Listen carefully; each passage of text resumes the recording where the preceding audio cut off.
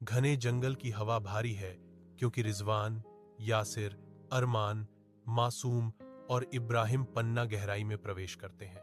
रिजवान माथे पर शिकन के साथ प्राचीन मानचित्र पर ध्यान दे रहा है।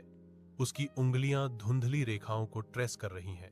यासिर की बड़बड़ाहट पेड़ों से गूंजती है। अरमान की स्वप्निल दृष्टि के लिए एक निरंतर प्रतिवाद जो काल्पनिक धन पर टिकी है। मासूम धीरे धीरे चलता है, हर कदम मापा जाता है, जबकि इब्राहिम चुपचाप आगे के विश्वासघाती रास्ते का आकलन करता है। हमें मिलकर काम करना होगा, तभी हम खजाने का पता लगा पाएंगे, रिजवान दृढ़ता से कहता है।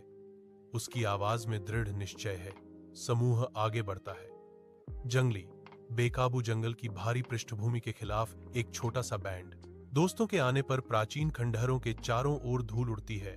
हवा रहस्य और क्षय से भरी हुई है। एक पुरानी लकड़ी की पेटी मलबे के बीच में पड़ी है, जो अनकहे रहस्यों का मौन वादा करती है। यासिर आगे झपटा।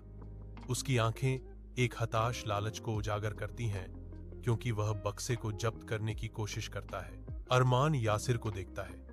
उसकी अपनी आंखें लालच से चमक रही हैं। उनके बीच एक मूक लड़ाई चल रही है। मासूम चुपके से बक्से को करीब लाने की कोशिश करता है।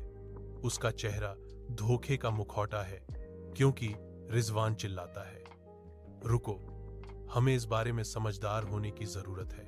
खंडहर हो चुके गुप्त कक्ष के हृदय में रिजवान और इब्राहिम अपने दोस्तों को एक प्राचीन बक्से को खोलने में मदद करते हैं, जिसकी सामग्री अनकही दौलत का वादा करती है। लालच भड़क उठता है, क्योंकि दोस्त एक गर्मा गर्म झगड़े में फूट पड़ते हैं। उनकी आवाजें पत्थर की दीवारों से गूंजती हैं, क्योंकि वे खजाने को बांटने पर झगड़ते हैं। रिजवान आगे बढ़ता है।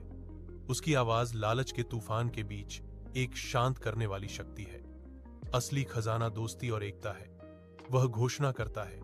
उसकी आंखें ईमानदारी से भरी हुई हैं। उसके शब्दों के अंदर उतरते ही कक्ष में सन्नाटा छा जाता है। सोने की चमक क्षण भर के लिए उसकी बुद्धिमत्ता के भार से दब जाती है। दोस्तों ने खजाने को साझा किया। एक बंधन प्रलोभन की कसौटी में फिर से बन गया। उनका एक साथ खड़े रहने का वादा कक्ष में गूंज रहा था। खंडहर कक्ष को पीछे छोड़ते हुए वे जंगल से बाहर निकलते हैं। उनके दिल अब दोस्ती और एकता की सच्ची दौलत से भरे हुए हैं।